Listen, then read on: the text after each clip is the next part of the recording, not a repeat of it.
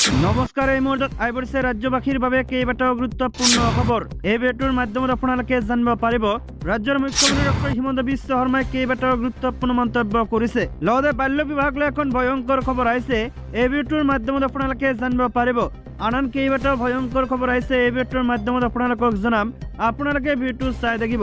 লগতে চেনেলটোত যদি নতুনকৈ আছে তেন্তে চেনেলটো ছাবস্ক্ৰাইব কৰাৰ লগতে ভিডিঅ'টোত এটা লাইক কৰি দিব।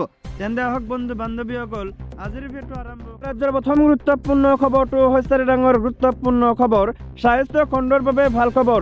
কোকৰাঝাৰ চিকিৎসা মহাবিদ্যালয়ত MBBS পাঠ্যক্ৰমৰ বাবে 100খন আসন মুকলি। ৰাজ্যৰ স্বাস্থ্য খণ্ডৰ বাবে ভাল খবৰ, অসমত বৃদ্ধি হ'ল চিকিৎসা মহাবিদ্যালয়ত আসনৰ সংখ্যা। 1200ৰ পৰিৱৰ্তে এতিয়া নতুনকৈ বৃদ্ধি পালে আৰু 100 আসন, অৰ্থাৎ অসমত সৰ্বমুঠ আসনৰ সংখ্যা হ'ল 1300।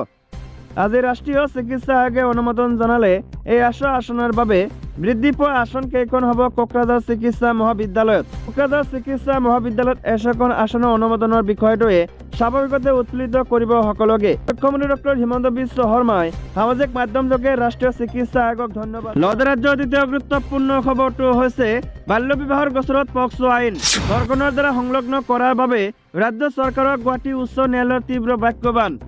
ৰাজ্যত বিগত 3 ফেব্ৰুৱাৰীৰ পৰা বাল্য বিবাহ বিৰোধী অভিযান চলি আছে। মুখ্যমন্ত্ৰীৰ নিৰ্দেশ মৰ্মে অসম আৰক্ষীয়ে ৰাজ্যখনৰ সকলো প্ৰান্ততে এই অভিযান অব্যাহত ৰাখিছে। ইয়াৰ অন্তৰ্গত বাল্য বিবাহত লিপ্ত কেইবা সহস্ৰাধিক স্বামীক আৰক্ষীয়ে আটক তথা গ্ৰেপ্তাৰ কৰিছে। ইয়াৰে একাংশৰ বিৰুদ্ধে পক্সো আইনৰ অধীনত গোচৰ ৰুজু কৰাৰ কথাও ইতিমধ্যে জানিব পৰা গৈছে। এই ঘটনাই ৰাজ্যৰ বিভিন্ন ঠাইত পৰিস্থিতি উত্তপ্ত সৃষ্টি হয়, কিয়নো বহুতো মহিলাই নিজৰ স্বামীক আৰক্ষীয়ে গ্ৰেপ্তাৰ তথা আটক কৰাৰ বাবদ ৰাজপথত ওলাই আহি প্ৰতিবাদ কৰা পৰিলক্ষিত হৈছে।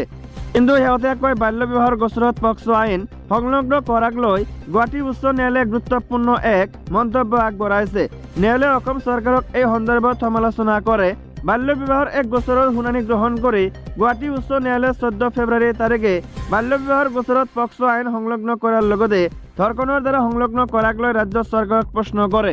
বিবাহ বিৰোধী আইন 2006 পক্সো আইনৰ অধীনত বিভিন্ন বিষয়ত ৰুজু কৰা গোচৰৰ কিছুমান অভিযুক্তক আগতীয়া জামিন প্ৰদান কৰি গুৱাহাটী উচ্চ ন্যায়ালয়ে কয় যে এইবোৰ এনে বিষয় নহয় যাৰ বাবে আৰক্ষীৰ জিম্মাত সোধপোছৰ প্ৰয়োজন। ন্যায়াধীশ সুমন শ্যামৰ বিচাৰপীঠে কয় যে যদি বিবাহ আইন উলংঘা কৰা হৈছে, আইনে নিজৰ পথ ল'ব। এই ঘটনাবোৰ বহু সময়ৰ পৰাই হৈ আহিছে। আমি কেৱল বিবেচনা কৰিম যে জিম্মাত সোধপোছৰ প্ৰয়োজন হয় নে নহয়। এই মুহূৰ্তত এই আদালতে ভাবে যে এইবাৰ আৰক্ষী জিম্মাত সোধপোছৰ বিষয় নহয়। আমি তেওঁলোকক উপস্থিত হ'বলৈ আৰু তেওঁলোকৰ বিবৃতি লিপিবদ্ধ কৰিবলৈ কম। এইবোৰ NDPS চোৰাং ব্যৱসায়, চুৰি সম্পত্তিৰ গোচৰ নহয়। ইয়াৰ উত্তৰত যেতিয়া ৰাজ্যৰ পৰামৰ্শদাতাই যুক্তি দিছিল যে এইবোৰ গুৰুত্বপূৰ্ণ বিষয়, তেতিয়া ন্যায়াধীশ সুমন শ্যামে এনেদৰে মন্তব্য কৰিছিল, ইয়াত পক্সো কি? কেৱল পক্সো যোগ দিয়াৰ বাবে ইয়াৰ অৰ্থ এইটো নেকি যে বিচাৰকসকলে তাত কি আছে চাব নোৱাৰে?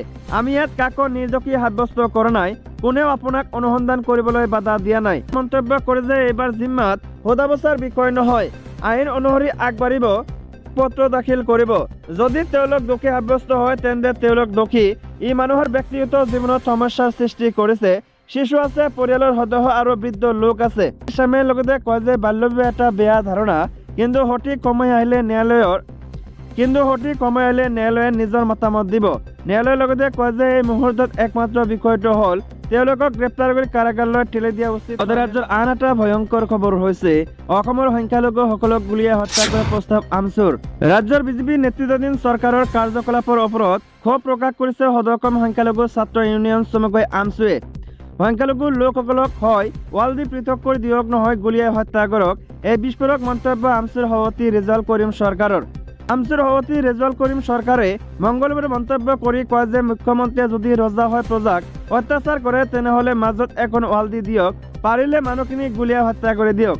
ৰেজাউল কৰিমৰ এই মন্তব্যই ৰাজ্যজুৰি প্ৰতিক্ৰিয়াৰ সৃষ্টি হৈছে। আজি মংগলবাৰে বাক্সাৰ মানা ৰাষ্ট্ৰীয় উদ্যানত সদৌ অসম সংখ্যালঘু ছাত্ৰ ইউনিয়ন চমুকৈ আমচুৰ এখন বৰ্ধিত কাৰ্যনিৰ্বাহক সভা অনুষ্ঠিত কৰা হৈছিল। এই সভাত লগতে আমচুৰ সভাপতি ৰেজাউল কৰিম চৰকাৰে কয় যে আমচুৰ যি আন্দোলন, সেই আন্দোলন অনাগত সময়তো চলি থাকিব। বিভিন্ন সময়ছোৱাত আমচুৱে জনতাৰ কাৰ্যসূচী ৰূপায়ণ কৰিব বুলি তেওঁ মন্তব্য কৰে।